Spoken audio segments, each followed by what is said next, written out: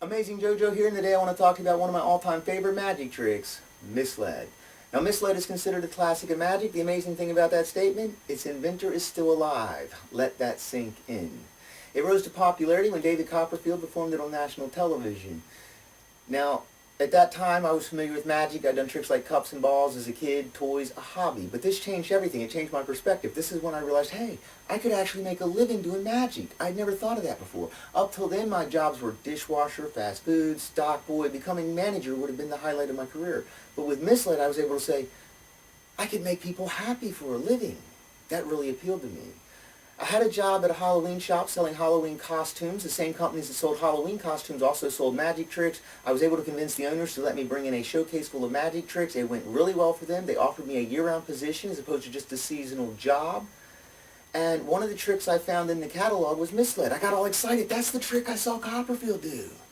I ordered some. I learned how to do it. It took me about 2 weeks to learn how to do phase 1, another week or so to learn how to do phase 2. And then I started driving to the Ocean City, Maryland boardwalk, where as a street magician, I would show people a couple magic tricks, and I would say, hey, let me borrow a dollar bill, I'll show you a really cool trick with it, and then I'll give it right back. I would show them Misled, let them examine the pencil and the bill, and they would usually hand me the pencil and the bill back, and I'd be like, wait. It's your bill, I was only borrowing it. And they'd be like, oh, what? Oh, we forgot about that, you just keep it. I was like, wow, what an amazing magic trick this is. Now, this has been out of stock for years. You haven't been able to buy one, but recently its inventor, Timothy Wink, has decided to re-release it.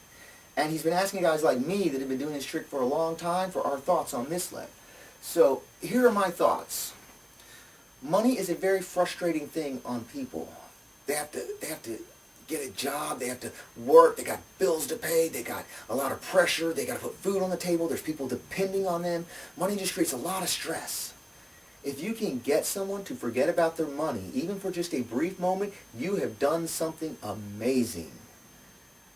This is the kind of trick I believe that really makes people feel good. It makes them happy. It makes them forget about all their worries, all their troubles. This is the kind of trick I believe makes the world a better place to live in. Now, when it comes to the actual performance, I do things a little bit differently than the instructions, a little bit differently than the other magicians, and I'm going to go ahead and share what I do differently. I'm not going to go over the whole trick. I'm just going to show you what I do differently. Now, it's a great trick for learning how to do illusion because this shows you exactly how to do an illusion, how an illusion works. Illusion is different than a magic trick. A trick is something you play on your friends. An illusion is a deception of the senses, in this case the eyes. Every illusion has 3 phases: the setup, the display, and the cleanup. Now, the instructions tell you for the setup that you're going to show them, you're going to push the pencil through, and then you fake the pencil out and say you're going to see it go right through, and then you put it back in. I like to keep the setup as quick as possible. I like to do it as fast as possible, get right into the display. So what I do is I put the pencil in, and then with my left thumb here, I push the pencil down about 1 inch and push it right back up so that it goes into position without taking the pencil all the way out. That speeds up the setup so that I can push it right through and get into the display. The faster you get to the display, the better. That's my belief, my opinion, my thoughts. Normally now this trick is something you do keep close to you. You can display it. I have a special grip. It's a one-handed grip, like so. I'm going to come in close so you can see this better. And from every angle, all the way around, full circle, nobody can see how it is done. There's no exposure from any angle. I don't have to worry about someone coming up behind me, so I don't have to hide it behind my chest. I can actually hold it right up in the air and say, can you guys see that? This is an awesome way to do this trick because there's a theater expression called breaking the fourth wall. When you're on stage, there are 4 walls. Wall on your right, wall on your left, wall behind you. And then there's the 4th wall, the wall between you and your audience. Every theatrical production you've ever seen has an element of what's called breaking the 4th wall, where the actors go through that 4th wall and see the performance from the perspective of their audience. It doesn't matter if it's a movie, a play, a television show, a book, there's always an element of breaking the 4th wall. And with Misled, I can walk right out into my audience and let them see it. This allows it to be a huge illusion. No longer is it this little close-up thing for just a couple people. Now it's playing huge. I've literally walked the footlights of the stage with this trick in my hand. And it's even easier to do that today because every theater has a cameraman with a widescreen television behind you. So you cannot pack any smaller and play any bigger. This is like the ultimate pack small, play big. This is a huge illusion. It's not a close-up trick. It's a huge illusion.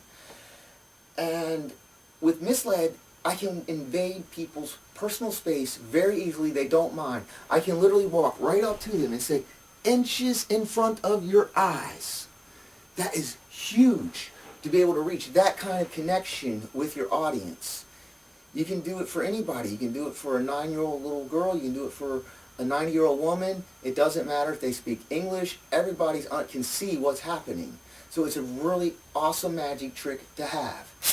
And so I want to just thank you, Timothy Wink, for sharing this with the magic community. I want to thank you, Mr. Copperfield, for showing it to me on television like you did.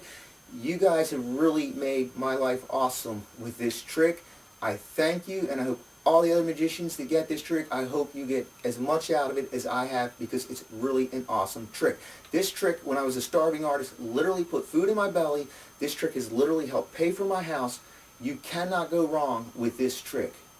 So I'm the Amazing JoJo, and I hope you get as much out of it as I have. Thanks for watching.